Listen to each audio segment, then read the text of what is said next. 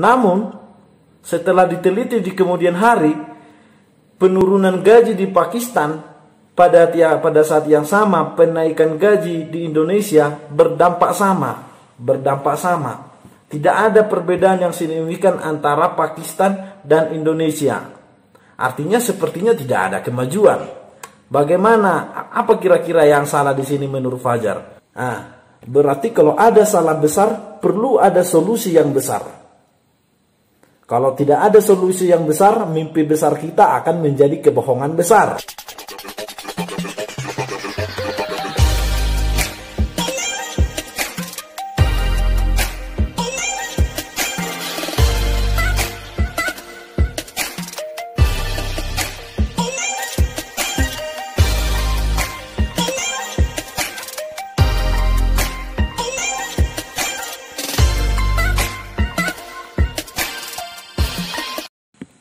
Oke, hari ini kita bersama dengan Fajar Anugrah Tumanggor, salah seorang alumnus dari USU, mahasiswa yang termasuk berprestasi dulunya, juara 1 debat se-Sumatera Utara bersama 3 orang kawannya ya? Iya, Bang. Yang langsung menuju nasional melalui Aceh kemarin ya? Iya, Bang. Oke. Saya mengasih tahu itu bahwasannya narasumber kita hari ini termasuk orang yang berbobot, penulis juga, penulis nasional, dan hari ini menjadi jurnalis di media terkemuka milik Dahlan Iskan, Jawa Pos. Dan saya tahu ada keterkaitan studi banding, tamasya banding, entah apalah bersama KPK. Jadi dalam hal ini mungkin bisa kita bertanya tentang yang berkaitan dengan KPK turunannya ke bawah. Kira-kira begitu ya, Jar? Oke, Bang.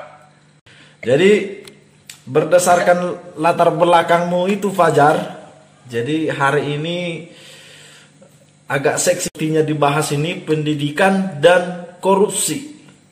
Pendidikan anti korupsi, pendidikan dan korupsi, korupsi pendidikan. Pokoknya di dalam 2 terma itu, pendidikan dan korupsi. Karena kebetulan latar belakangmu juga dari KPK. Sebagai apa teh KPK di sana? Kemarin? Sebagai apa ya? Sebagai peserta pelatihan intensif.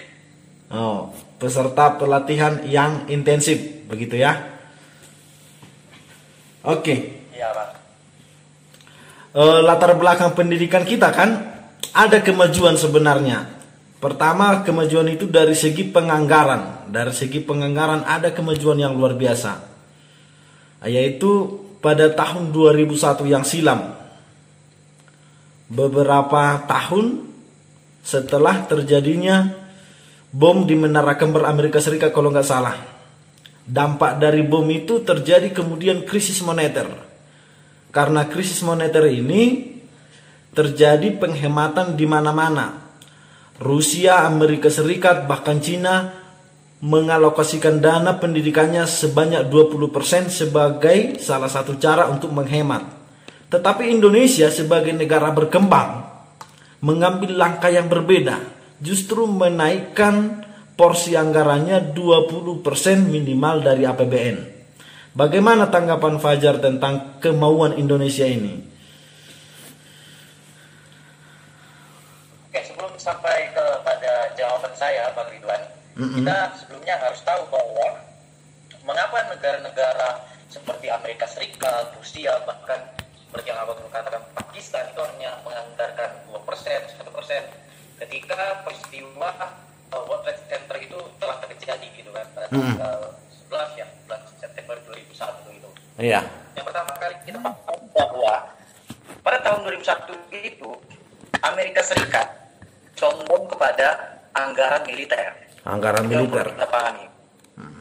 Iya, jadi anggaran militernya itu menurut data yang saya kutip dari koran Tempo pada tahun 2001 itu Amerika Serikat menggelontorkan dana sekitar 22,31 triliun. Jadi itu angka yang sangat fantastis untuk mendanai beberapa perang. Yang ada di Timur Tengah. Ya salah satunya isu kaitannya dengan World Trade Center kan. Jadi mereka fokusnya ke sana. Dan di sana itu Rusia juga ikut bermain. Sehingga dana untuk pendidikan itu istilahnya terdistribusi ke yang lain. Ya militer itu salah satunya. Nah sekarang kita berbicara soal kualitas pendidikan. Amerika Serikat, Rusia itu kualitas pendidikannya berdasarkan dengan data dari laporan PISA ya. Jadi PISA itu kan kalau saya baca itu pertama kali diadakan itu tahun 2000. Dan ya ada negara-negara OECD ya yang mengikuti. Jadi OECD itu adalah Organization for Economic Cooperation and Development. Jadi pembangunan ekonomi dan kerjasama ekonomi. Kalau bicara kerjasama ekonomi, otomatis ada subordinatnya kualitas pendidikan di sana. Dan Rusia dan Amerika Serikat meskipun belum selesai, tetapi sudah maju dalam hal kualitas pendidikan. Sehingga mereka mengesampingkan sedikit lah soal dana pendidikan itu, dan mereka lebih fokus kepada penelitian. Artinya Menristek kalau kita kan kalau dulu kan Mendikbud kan terpisah dengan Menristek sekarang kan digabungkan lagi. Ya itu soal lain lah. Tapi begitulah kira-kira pemahamannya bahwa Amerika Serikat dan Rusia itu lebih condong ke penelitian sekarang, bukan lagi pendidikan secara holistik, secara umum. Dan kalau kita lihat juga pada tahun 2002 menurut perhitungan data Box, angka buta huruf di Indonesia itu berada di atas 10%. Dengan kata lain, jika angka buta huruf ini belum selesai, makanya kualitas pendidikan harus ditingkatkan. Salah satunya adalah dengan anggaran yang lebih besar. Jadi penganggaran yang besar itu pasti terdistribusi ke banyak hal. Bisa ke penyusunan kurikulum, bisa ke anggaran guru, bisa untuk fasilitas dan pengadaan barang jasa. Begitu memang. Jadi itu sih menurut saya alasannya mengapa Indonesia menaikkan anggaran meskipun terdampak krisis. Tapi krisisnya kan tidak terdampak secara signifikan kepada Indonesia. Gitu kan? Nah, jadi alasan itulah yang membuat Indonesia menurut saya yang menaikkan anggarannya pada tahun 2001 itu hingga 20%. Dan ini itikat yang baik. Ya, itikat yang baik maksudnya ketika rencana itu dicanangkan. Nah, dalam prakteknya bagaimana sekarang ini? Nah, itu yang kita akan dibahas sekarang ini, Bang. Anggaran 20% ini gimana praktiknya? Gitu. Itu menurut saya. Jadi memang itu sih kesimpulannya, Indonesia itu itikat baiknya patut diapresiasi ya pada tahun 2001 itu, karena kita memang tidak terdampak secara signifikan dari isu terorisme meskipun krisis terjadi. Itu ya patut diapresiasi, itulah poinnya begitu. Tapi kemudian ada fakta yang lain, Fajar. Pada periode 1990-an, negara Pakistan menurunkan gaji gurunya. Lalu pada tahun 2000-an, Indonesia menaikkan gaji gurunya secara signifikan. Namun, setelah diteliti di kemudian hari, penurunan gaji di Pakistan pada saat yang sama, penaikan gaji di Indonesia berdampak sama. Tidak ada perbedaan yang signifikan antara Pakistan dan Indonesia. Artinya sepertinya tidak ada kemajuan. Bagaimana? Apa kira-kira yang salah di sini menurut Fajar? Ya, jadi memang kan salah satu indikator keberhasilan pendidikan itu adalah kesejahteraan guru. Jadi bagaimana guru itu sejahtera. Ketika guru sudah sejahtera, otomatis itu akan mempengaruhinya dalam mengajar dan istilahnya mendidik si peserta didik. Itu logika yang sederhana yang bisa dipahami kan, Bang. Dan pada tahun 2014 hingga sekarang itu harus kita akui bahwa gaji guru itu masih sangat rendah. Menurut data ini yang saya lagi dari data Box, itu kita rata-rata berada di kisaran $1.574 per tahun atau 27,6 juta, yang jika dibagikan dengan 12 bulan, sebulannya itu hanya mendapat 2 juta. Baik itu mayoritas guru honorer pasti ya. Dan tetapi ada guru honorer yang tidak dapat 2 juta bahkan bahkan hanya dapat 1.200.000 dan itu pun hanya digaji per 3 bulan. Itu fakta. Dan ada terjadi kan di lapangan seperti itu gitu. Nah, itu masih mending kan, karena banyak pula guru yang berada di rendah banget gitu kan. Tetapi kalau kita mengacu Permendikbud nomor 8 tahun 2020, guru honorer itu memang diberi 50% dari dana BOS gitu kan. 50%. Tapi dana BOS itu menurut Permendikbud 8 tahun 2020. Tapi apakah dana BOS itu semuanya untuk guru? Kan tidak. Tidak. Nah, kan bisa ke yang lain gitu kan, Bang. Jadi yang salah di sini menurut saya, apakah anggaran itu tepat sasaran? Itu yang penting diperhatikan. Tepat sasaran, otomatis di sini ada mekanisme penganggarannya seperti apa? Melalui distrik, kemudian turun kepada UPT dan kepala sekolah misalnya seperti itu kan. Nah, di sini saya agak masih kurang paham sih sebenarnya. Namun bila mengacu Permendikbud nomor 8 tahun 2020, ada tambahan pasal di sana yang mengatakan bahwa guru honorer itu mendapatkan dana relaksasi BOS tanpa batas, bukan tanpa batas ya, maksudnya tidak ada nilainya, jadi tidak 50% lagi. Nah itu loh. Tapi apakah dana BOS yang juga direlaksasi itu tepat sasaran? Itu kan persoalannya. Jadi gaji guru itu mau setinggi apapun dianggarkan, kalau tidak tepat sasaran, itu tidak akan berhasil.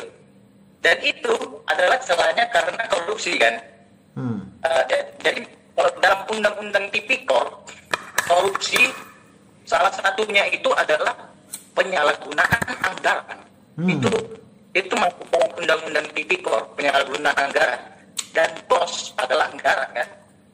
Nah, BOS salah satunya anggaran ke guru gitu. Mungkin guru juga dapat yang lain, misalnya sertifikasi kah atau apa, abang nggak yang paling mengerti itu kan.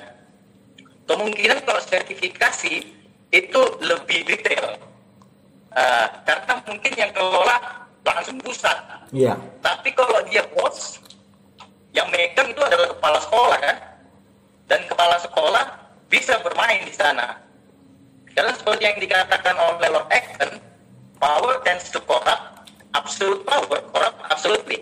Kekuasaan itu, seseorang yang memiliki kekuasaan itu pasti cenderung berlaku korup, pasti. Apalagi kekuasaan yang mutlak, misalnya kepala sekolah memegang seluruh anggaran dana BOS, itu pasti praktik korupsinya mutlak terjadi gitu. Jadi yang salah menurut saya, apakah anggaran itu tepat? Ini yang perlu diperhatikan. Jadi mekanismenya, pencairannya seperti apa, gitu kan? Kalau misalnya terjadi korupsi dalam hal anggaran guru ini, meskipun kalau kita bandingkan dengan Pakistan yang kecil sekali, tetapi kalau ada pengawasan, itu tidak menimbulkan kerugian kepada guru. Jadi memang itu sih Bang, menurutku Bang, kalau masalah anggaran tinggi atau enggak itu istilahnya tepat sasaran atau enggak. Karena kalau semakin tinggi anggaran, itu semakin tinggi pula praktik korupsinya terjadi. Itu Bang menurut saya Bang. Iya betul, kalau semakin tinggi anggaran, apalagi dipatokkan 20% tanpa target, tanpa bekerja pun selamanya, pendidikan kita akan dapat terus 20%. Langsung dana hibah 20%. Tapi ada sepertinya yang agak keliru, kalau dana BOS itu peruntukannya bukan untuk gaji guru. BOS itu biaya operasional sekolah, di luar personal. Misalnya biaya-biaya buku, biaya-biaya memperbaiki sarana dan prasarana, misalnya kamar mandi dan semacam lainnya, internet. Itu peruntukan dana BOS. Tak yang memang itu peruntukannya sebenarnya, tapi di masa-masa Covid ini penggunaan dana BOS itu sudah direlaksasikan. Direlaksasikan artinya diberi kelonggaran kepada kepala sekolah saat ini untuk mengelolanya. Tapi fakta memang seperti yang Fajar bilang, kalau diberi kewenangan kepada sekolah, kepada kepala sekolah atau kepada siapapun di sana, makanya dia punya kekuasaan untuk mungkin menggunakan dengan baik, satu lagi menggunakan tidak baik. Ada potensi baiknya, ada potensi tidak baiknya. Menurut Fajar, bagaimana cara kita supaya potensi baik yang muncul, bukan potensi tidak baik? Langkah-langkah preventif yang harus kita lakukan. langkah-langkah teknis. Oke, Bang. Sebelum sampai ke sana, aku juga ingin paparkan bagaimana korupsi di dalam dunia pendidikan kita. Jadi ICW, Indonesia Corruption Watch, itu mencatat dari tahun 2005 sampai 2016 ada sekitar 425 kasus korupsi terkait dengan anggaran pendidikan. Dan itu menyebabkan kerugian 1,3 triliun. Dan case yang paling banyak dari praktik korupsi itu adalah dua hal. Yang pertama ialah penyalahgunaan wewenang. Oke. Pasti kepala sekolah kah, apakah itu dinas pendidikan kah, apakah itu UPT-nya kah, pelaksanaan teknisnya kah. Penyalahan wewenang seperti apa kira-kira contohnya ini? Oke, nah sebelum ke penjabatan lebih luas, ada yang kedua tadi. Yang kedua yang perlu saya sampaikan, case korupsi yang sering terjadi di dalam pendidikan kita, itu adalah membuat proyek fiktif untuk kepentingan pribadi. Itu juga penyalahgunaan wewenang, meskipun case-nya anggaran. Itu kan, yang disuapkan anggaran. Itu loh. Nah, ada satu contoh, di SMK Kerabat kita Bumi Ayu Brebes pada 2018 seorang kepala sekolah ditahan karena menyelewengkan dana bos. Jadi kepala sekolah semua yang menghandle keuangan, jadi bendahara yang hanya simbol doang. Jadi bendahara hanya simbol doang. Nah, bahkan bila kita bergeser pada tahun 2009 lewat jurnal korupsi dan pembangunan pendidikan di Indonesia yang dibuat oleh salah satu jurnalis Titik Andayani, disebutkan bahwa dari 182 kasus, itu 46 kasus yang terjadi di tingkat sekolah. Nah, itu sungguh riskan karena sekolah harusnya menjadi institusi yang membangun integritas dan kejujuran sebagai salah satu tujuan dari pendidikan nasional kita kan, Bang? Nah, itu yang menjadi riskan jadinya. Maka tak mengherankan imbasnya jadinya ke indeks pembangunan manusia kita kan, yang terus memprihatinkan. Lewat data Fox juga saya kutip ini, dari 188 negara yang disurvei pada 2015, kita menempati posisi 113 dari 188 negara. Jadi kita posisinya rendah lah untuk negara kawasan Asia gitu, Bang. Dan hal itu terjadi karena menurut saya kualitas pendidikan kita yang rendah akibat ulah korupsi di dunia pendidikan. Jadi imbasnya ini semacam trickle down effect ya, Bang ya. Jadi satu efek membuat semuanya kena. Nah, terkait dengan pertanyaan Abang tadi, contoh-contohnya kan sudah saya paparkan tadi kan, bagaimana kepala sekolah ada yang melakukan ini gitu. Dan satu lagi yang perlu saya sampaikan di sini bahwa sekolah itu juga menjadi tempat pengulian, gitu kan, pungli. Jadi pungli di sini, saya pernah meliput, Bang, pungli. Contoh pungli di sini gimana?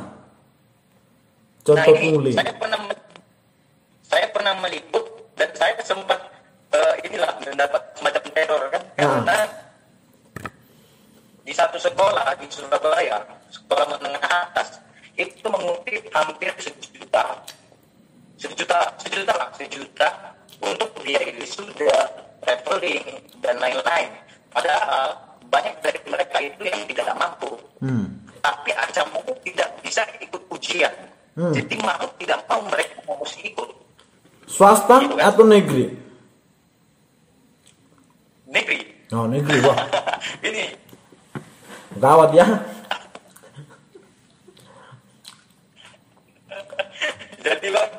Jadi ya itulah saya perintahkan waktu itu dan tidak berani. Nah ini juga yang penting ketika masyarakat itu mulai apatis gitu, hanya sedikit yang bersuara terkait dengan dana pendidikan itu, dan itu bahaya. Makanya ada tindakan preventif, yaitu tadi mengetahui anggarannya seperti yang ditanyakan tadi, bagaimana usahanya.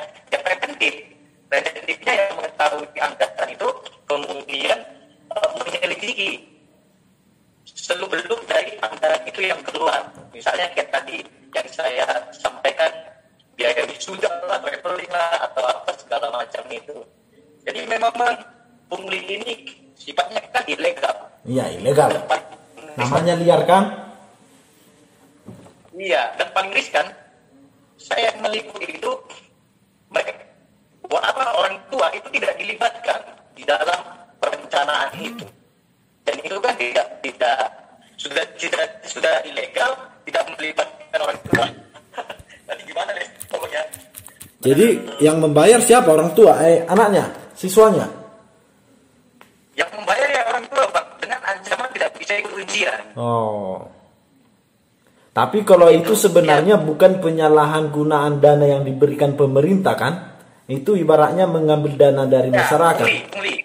Bukan penyalahgunaan dana dari pemerintah. Sekarang kita fokus dulu dana yang diberikan kepada pemerintah ke pendidikan 20%. Tapi kenapa 20% tidak ada mengalami perbaikan pendidikan? Kira-kira begitu. Apakah mungkin ada yang salah penyalahgunaan karena korupsi di sekolah, karena pemilihan kepala sekolah yang tidak becus berdasarkan anggaran, atau pemilihan gurunya, misalnya guru honorer diangkat entah terserah apa?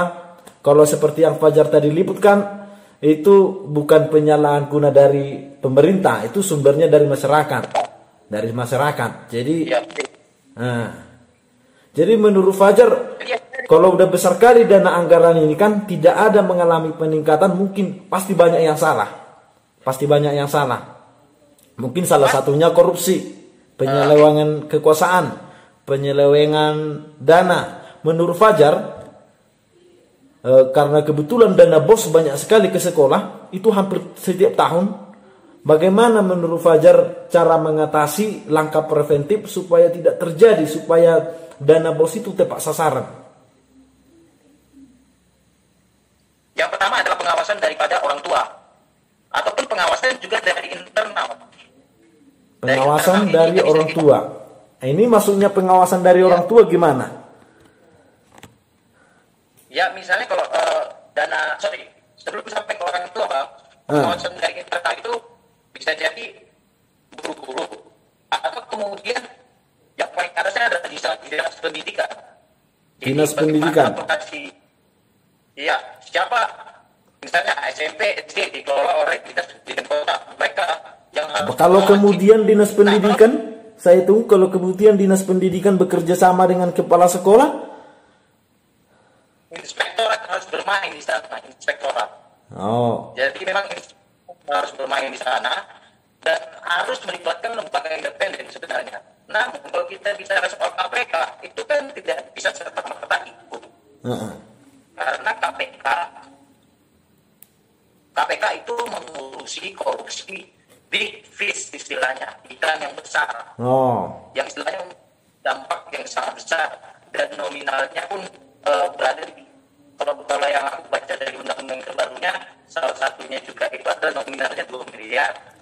Kalau ini pun sebenarnya, kalau total sekolah di seluruh Indonesia ini, katakanlah misalnya ratusan ribuan korupsi kali 100 juta udah lebih 2 miliar juga totalnya. Tapi kan kita nggak tahu semuanya. Maksudnya kita misalnya berasumsi, kita kan hanya berasumsi. Gitu. Kalau misalnya kita punya datanya, oke, kita laporkan. Tetapi itu tidak bisa serta-merta langsung KPK, harus melalui kepolisian dulu. Jadi kalau misalnya kepolisian sudah banyak tugasnya dan ya ini case-nya agak besar gitu kan, baru dilempar ke KPK. Pokoknya dampaknya itu betul-betul istilahnya memberikan efek negatif kepada seluruh. Atau kan sebenarnya kita kan juga mempunyai undang-undang keterbukaan informasi publik. Jadi hal-hal yang sifatnya publik itu bisa diperintah. Maksudnya penganggaran dana misalnya, dana BOS, peruntukannya pembangun sarana kamar mandi, dibikin beberapa secara terbuka di apa itu ya? Harusnya begitu ya, setiap sekolah lebih baik ya. Tapi sejauh ini belum ada saya lihat sekolah seperti itu. Nah, itu yang jadi persoalan. Jadi persoalannya kan kepada sekolahnya mau tidak gitu loh membuat seperti itu. Gitu. Kita kan hanya mendorong. Kalau kita misalnya mau mengubahnya itu ya kita yang jadi kepala sekolahnya. Cuma apakah bisa? Gitu loh. Nah itu kan yang jadi pertanyaan kan. Sama seperti pemerintahan desa. Di setiap pemerintahan desa itu kan kalau saya bisanya itu mereka buat anggaran. Iya. Meskipun anggaran tidak rinci juga kan, istilahnya ada keterbukaan lah di sana gitu loh. Dan keterbukaan informasi publik itu kan bisa dicek di situs. Jadi lebih maju desa daripada sekolah ya? Iya, memang kita tidak seperti masa kita tidak seperti mungkin yang misalnya di pemerintah desa tidak bisa menerapkan seperti yang diterapkan Ahok misalnya dengan sistem keterbukaan informasi publik. Bahkan Ahok sendiri itu melaporkan kekayaan apa kan yang dia miliki kan. Oke lah, itu jauh lah, maksudnya itu perbandingannya gitu loh. Kita nggak bisa sampai ke sana. Yang mulai dari yang itu tadi menganggarkan dana-dana itu tadi, keterbukaan informasi publik. Ingat, kita punya undang-undang keterbukaan informasi publik, dan kita bisa klaim itu selama anggaran itu sifatnya publik gitu. Kalau toilet kan untuk publik kan, bukan hanya bursa yang pakai kan. Memang ada toilet dulu gitu loh, tapi pakai juga sama siswa. Tapi saya mau masuk ke poin ini, anggaran dana kita 20%. Tidak terjadi peningkatan. Itu salah satunya adalah karena penyelewengan dana yang besar itu. Dana besar tidak berdampak besar, berarti ada salah besar di sana. Ya kan? Nah, berarti kalau ada salah besar, perlu ada solusi yang besar. Kalau tidak ada solusi yang besar, mimpi besar kita akan menjadi kebohongan besar. Jadi saya mau minta dari Fajar sebagai orang-orang yang kompeten mungkin dalam hal ini, bagaimana cara supaya anggaran itu tepat sasaran, supaya anggaran itu berdampak kepada masyarakat banyak, supaya anggaran itu bisa meningkatkan taraf hidup masyarakat melalui pendidikan. Apa yang harus kita lakukan? Seperti yang saya bilang tadi, transparansi. Selain itu apakah ada lagi? 3 hal menurut saya yang perlu diperhatikan. Yang pertama adalah pihak sekolahnya, kemudian adalah pengawasan internalnya, dan yang kedua adalah pengawasan dari publik. Nah, pengawasan dari internalnya ini sendiri, itu tadi bisa melibatkan inspektorat, bisa melibatkan distrik, bisa melibatkan lembaga independen, bisa melibatkan kepolisian. Jadi ada beberapa sekolah yang sudah melakukan kayak semacam fakta integritas. Tetapi yang jadi pertanyaan, fakta integritas itu harusnya diimplementasikan ya. Jadi kan jangan hanya baca hanya hitam di atas putih ya. Setelah selesai gitu ya. Jangan seperti itu. Kemudian pengawasan publik itu tadi bisa menerapkan undang-undang KIP itu tadi, menanyai selama saya sebagai orang tua Pak itu merasa dirugikan. Tapi yang jadi pertanyaan, merasa ada unsur dirugikan, misalnya seperti itu. Jadi hanya dugaan, misalnya masih dugaan. Tapi yang jadi pertanyaan, apakah orang tua ini berani? Nah, itu yang jadi pertanyaan kan, apakah orang tua ini berani? Disitulah sebenarnya peran intelektual. Jadi misalnya ada, bukan hanya mahasiswa, pokoknya orang yang mengerti hukum misalnya, membantu, apakah melibatkan lembaga independen seperti semacam LBH atau apa. Nah, kemudian juga ada ombudsman kan. Jadi ombudsman juga kan bisa, pokoknya hal yang berkaitan dengan publik itu ada lembaga-lembaga yang bisa diberdayakan ya, bisa dimintai tolong untuk menyelidiki anggaran itu. Kayak misalnya ombudsman Sumut waktu itu soal apa namanya bang, yang siswa baru kan. Nah itu mereka bisa ini kan, bisa masuk di tanah itu. Pokoknya yang berkaitan dengan publik sama dengan anggaran ini juga. Yang ketiga adalah kemauan sekolah untuk berubah. Sekolah yang harus juga mau berubah. Kalau sekolah mau berubah, kalau sekolah tidak mau berubah, ya akan selamanya seperti itu. Ya seperti filosofi guru kan, diguru dan ditiru. Ya sama, kepala sekolah juga diguru dan ditiru oleh gurunya. Gitu loh. Jadi kepala sekolah ini bukan hanya ketika saya dekat dengan kamu, saya pilih kamu kepala sekolah, tapi memang kompetensinya juga harus dilihat. Gitu. Saya tidak tahu bagaimana mekanisme pemilihan kepala sekolah, mungkin namanya mengerti soal itu. Dan yang terakhir adalah melibatkan media massa. Pasti harus melibatkan media massa. Dan media massa ini bisa berbagai macam platform, bisa cetak, bisa online, itu bisa dilaporkan karena saya sendiri sudah merasakannya gitu loh. Ketika ada orang yang laporan sama saya, dan ini yang perlu diperhatikan, konsep pemikiran orang-orang kampung dengan orang-orang kota itu masih agak beda dalam hal keberanian, terutama soal anggaran gitu loh. Nah, di situ pentingnya orang-orang yang mengerti untuk masuk di sana untuk menjelaskan. Misalnya aku sebagai guru, jelaskan kepada orang tua, misalnya dalam rapat ketika rapat dengan wali murid gitu loh, dalam bagian rapat atau apa, atau mendorong sekolah. Jadi kamu misalnya sebagai guru mendorong sekolah, ayo buat seperti ini, yang dia untuk mencegah anggaran itu disalahgunakan. Dan yang tadi itu Bang, teman sekolah untuk membuka anggarannya tadi, baik itu lewat situs atau lewat papan tulis, papan pengumuman gitu. minimal wali murid dan siswa tahu apa yang akan dibuat sekolah ini ke depan dengan dana bos itu, misalnya dengan dana pemerintah itu. Nah, itu Bang yang perlu diperhatikan menurut saya. Tentu saja juga adalah kembali ke diri seorang pemimpin kan. Jadi memang kepala sekolah kalau sumpah jabatan ditaruh ini ya, ditaruh lagi ada pelajaran.